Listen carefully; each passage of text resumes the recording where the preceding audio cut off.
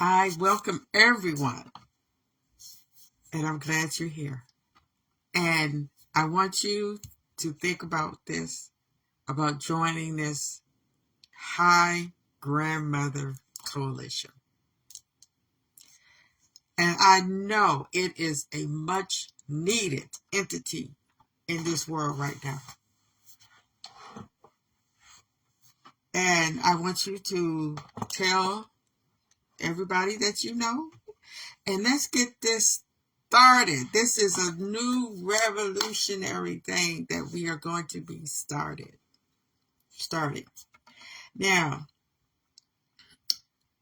we are going to use all our power to usher in a better future, ensuring all those who come after us to live free of manipulation and loss of identity. Live a self-fulfillment, wholesome life on a clean planet. That's what we want to do.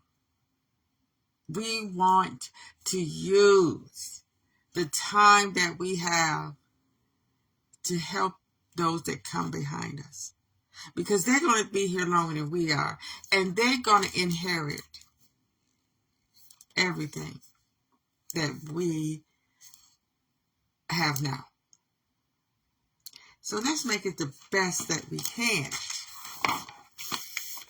And we're going to encourage our loved ones to enjoy this planet, to enjoy their country. We are going to help them experience the wonderful things. And they're going to be happy. They are going to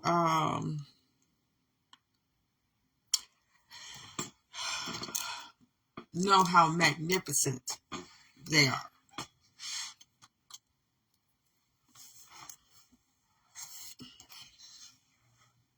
And we are going to try to visit as many of our states and territories as possible.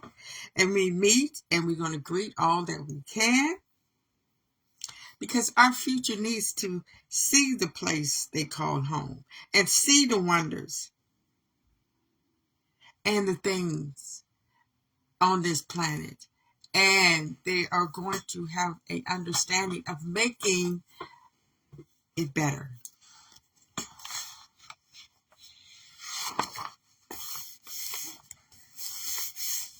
We're going to teach them by example. Now, being a grandmother, you know how special being a grandmother is. It is very special. And I know how important it is, because I didn't have a grandmother. I didn't have a relationship with my grandparents. I miss having a relationship with them. And I wish I had their knowledge, their experience. I'm sure they could have taught me a lot. I'm sure that having them in my life would have made a big difference. Because grandparents, they bring so much to the table, so much experience, and so much gratitude. And we know how it is, because just being around my grandkids, I see how much they lost, didn't experience, seeing me grow up, giving me advice. I don't even remember ever saying, "Hi, Grandma, how your day going?"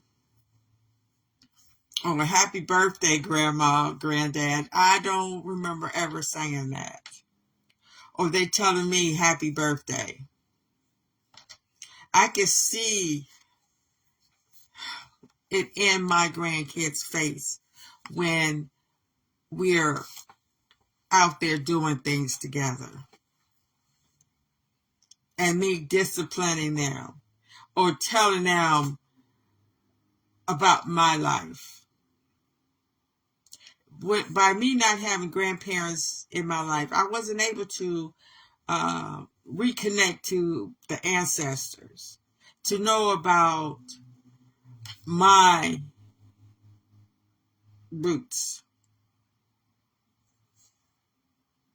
And I noticed that a lot of these kids now, they are not really concerned about their roots.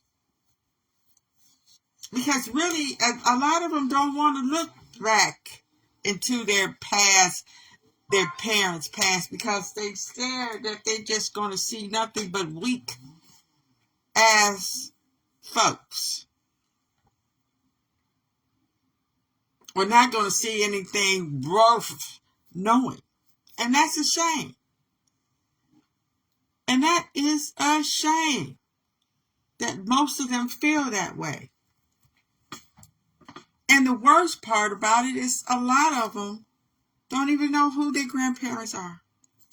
Or sometimes they don't even know who their parents are, especially their fathers. And we got to make a change on that, because that is making a big difference.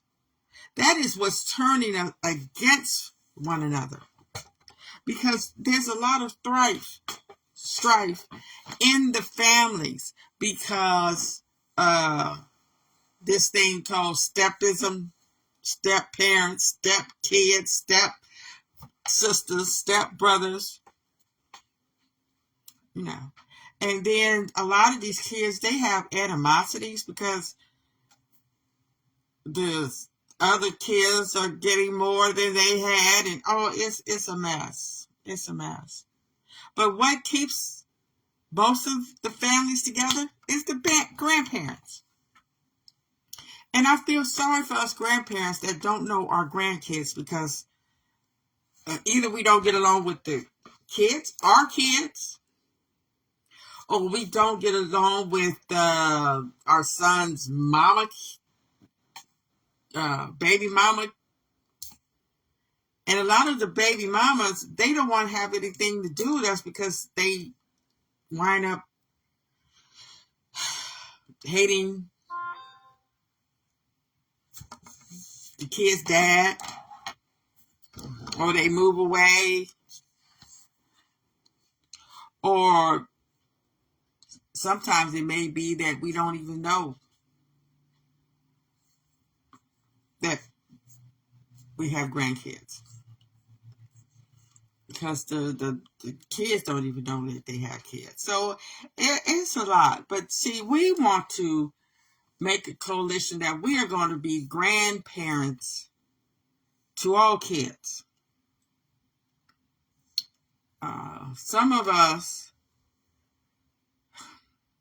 that do have grandkids and don't have no relationship with them, it's most of the time because these kids don't care about, they don't look at the family as an important part of a child's life.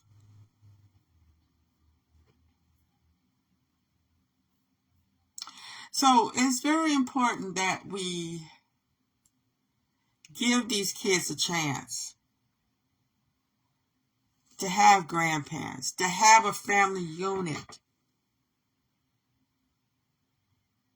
that can help the family be functional, and get rid of all this distrust and jealousy and hatred between family members.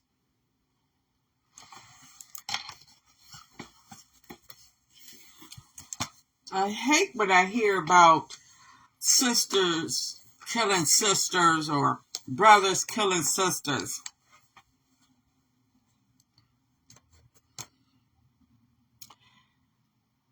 And the way that society looks at our children, and the way we look at them.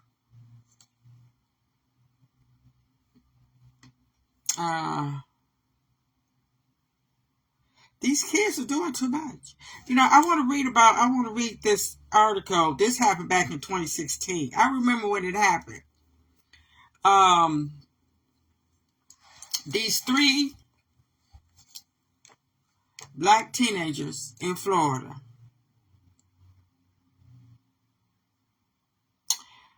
The article says the authorities are trying to blame them for their own deaths. But these 3 Florida teenagers drowned.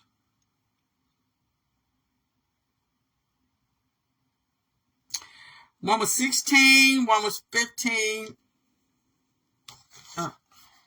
What's going on? Oh, matter of fact, let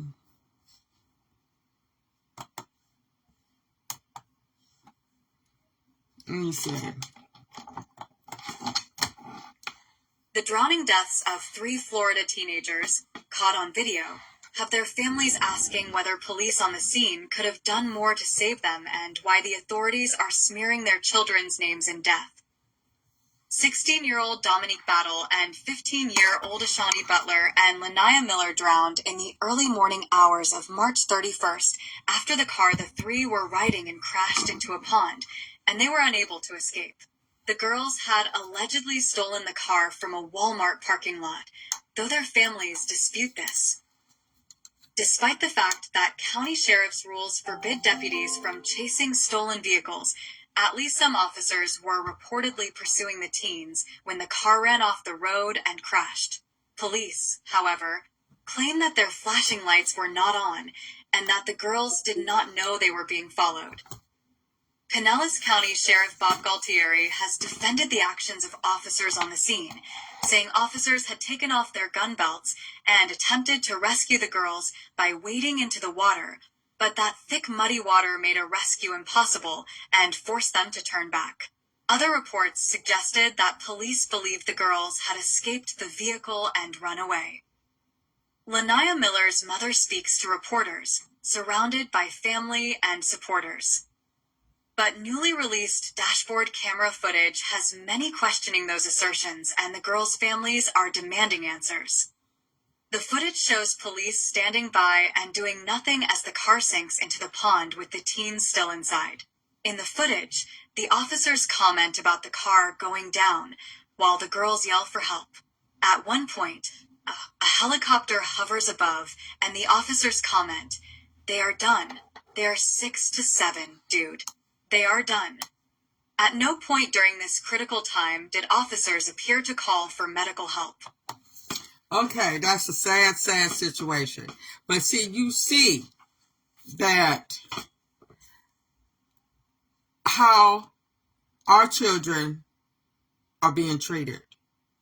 Now, it's bad enough that our parents was treated bad, and we're treated bad. Now our kids are being treated bad. When is the butt gonna stop? When is this travesty going to end? And the only way it's going to end if we make it end.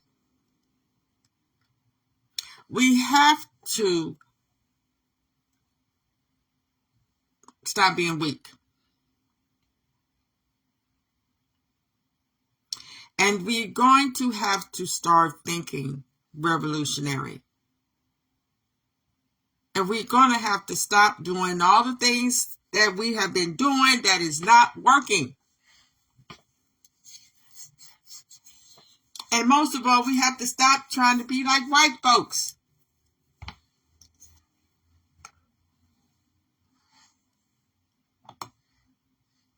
Help. Just as disturbing is the way in which authorities have gone out of their way to play up the alleged criminal behavior of the young victims, smearing them as juvenile delinquents.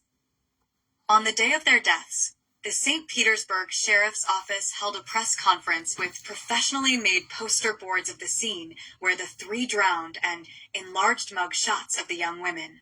The police and media proceeded to drag the girls' names through the mud, blaming the root of the problem as coming from deep within the Black community. In a public statement, Sheriff Galtieri said, "I understand the pain and agony that the families are going through. I empathize with their situation. They're grasping at straws to try to reconcile this and figure this out. Maybe even going through some self-reflection on what they could have done or should have done to keep their 15-year-old daughter from being out at 4 a.m. and stealing cars and engaging in crime. In classic style, the police seem to believe that by playing up the alleged criminal pasts of these young black girls, the public will be led to believe that they alone are responsible for their deaths and stop asking questions about the role of police. Well, I am an advocate for parents being more responsible for their kids. Yes. Yes. Yes, they did have a criminal background. They did have charges of stealing cars before. And the idea that 15-year-olds are out at 4 o'clock in the morning,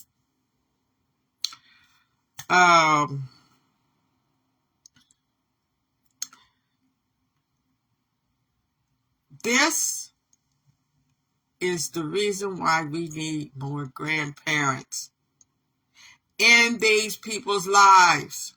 And I'm not saying that she didn't have a grandparent in her life. I'm not saying that because I don't know.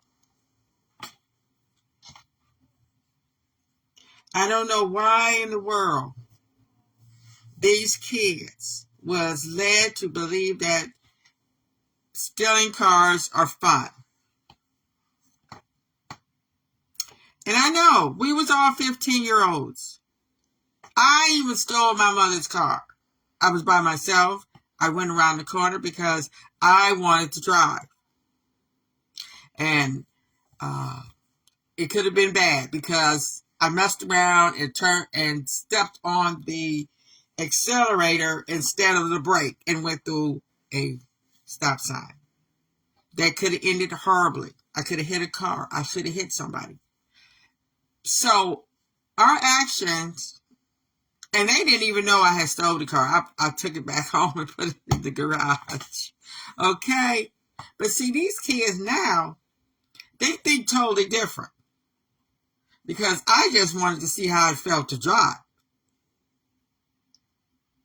And I was not going to do, I wasn't trying to do anything to get in trouble. Okay? But these kids now, there's no way in the world I would have ever thought about going to steal somebody's car and drive. I mean, of course, kids were stealing cars back then, I'm sure, but I didn't know any. These kids now, they have been introduced to criminality very young. Very young. Through entertainment, music, the family. And some of it is just a way of life. And kids nowadays are brought up in family homes that a lot of cussing, drinking, smoking, getting high, criminality. I mean, it's a lot of stuff that we should not do in front of our kids. Smoking, drinking, and all this stuff because it affects their way of thinking. And we also been talking about how much nutrition is a driving force in our decision making, in our health.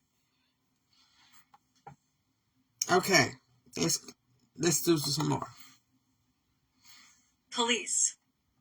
This narrative is another in a long line of police and politicians smearing young black men and women, including Trayvon Martin and Mike Brown, as no angels, and therefore somehow complicit in their own deaths. The aim is to make the public turn a blind eye to the deaths of criminalized black people, rather than ask questions about racism and police misconduct. In a press conference, Will Anderson and Michelle Whitfield, attorneys for the family of Laniyah Miller, denounced the police's attempt to discredit the girls in the eyes of the public as a rush to judgment and smear campaign. They also described their own investigation of the events that led to the girls' deaths, pointing out inconsistencies and questions, and calling for a thorough investigation. And also, it's a lot of our fault that we don't put out our children's achievements and goals out there too much. I could go through Facebook all day long and really don't even see any reference to our kids' greatness. I see a lot of booty shaking, but I don't see nothing talking about how good their kids did in school today. Every now and then you see an article about a black person doing something, getting a good grade in school, getting scholarships and all that. But we need more than that. We need a daily dose of greatness. Not how cute they are. We need a daily dose of the greatness that our kids achieve. And I'm glad that my daughter, she puts on there all the great things that my grandson be doing, playing soccer, or out there selling shirts. And when your kids do something great, it don't even have to be nothing great. Just giving them a compliment. How well they coordinated their clothes. It just something small. My child put her dishes out, cleaned up her room, anything. We need a daily dose of the greatness of our children.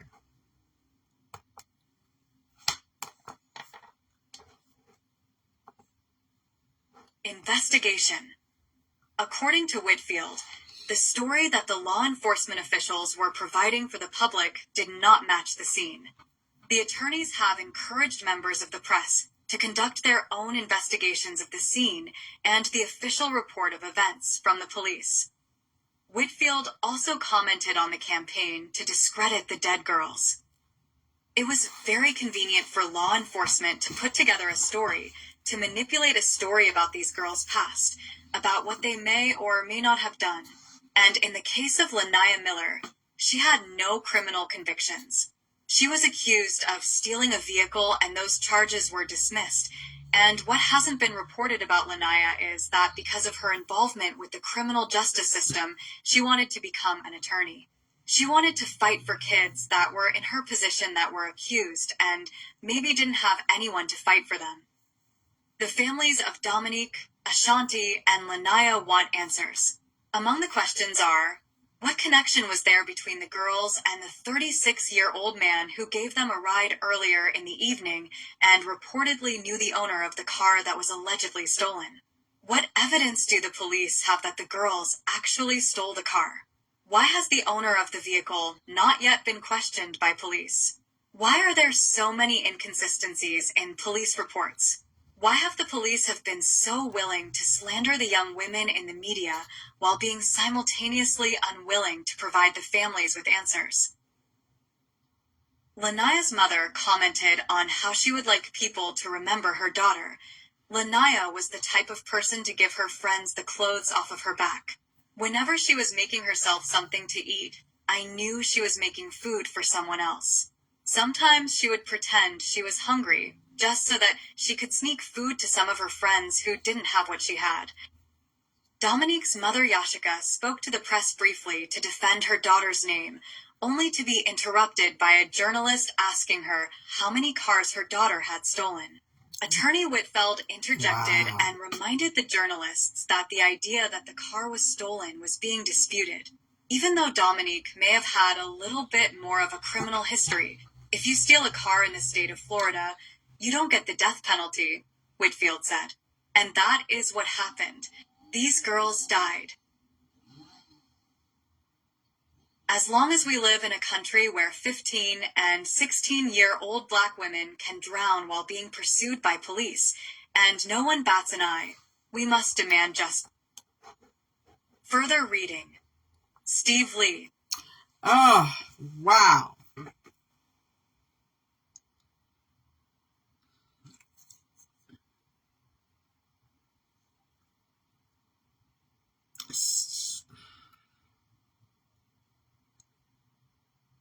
We really, we have to get it together for our kids' sake. That's why these kids are out here doing so much damage.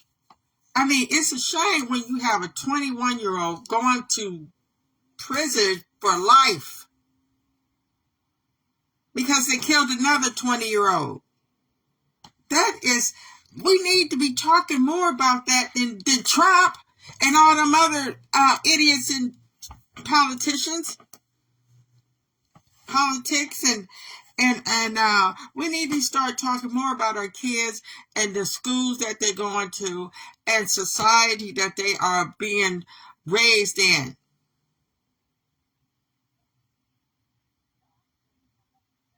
Because these kids don't know what's really going on. We have to do something.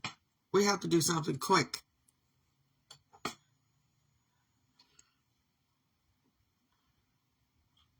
And we need everybody out here can do something. Because you see, and a lot of us, it's our fault. Because we weren't strong enough. We were scared.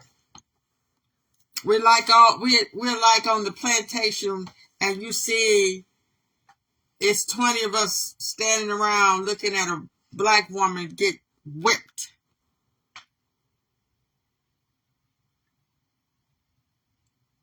$20 of us just standing around seeing a black woman get whipped. And we all too scared to move. We petrified. Why? Because we don't want to die? Well, they're killing us slowly anyway. Okay, well, I appreciate you listening, and I appreciate you signing up to do the right thing. We need grandmothers, we need grandfathers, we need aunts, uncles, cousins. We need the family to get together and be what our young ones need, a pillar of strength. Thank you.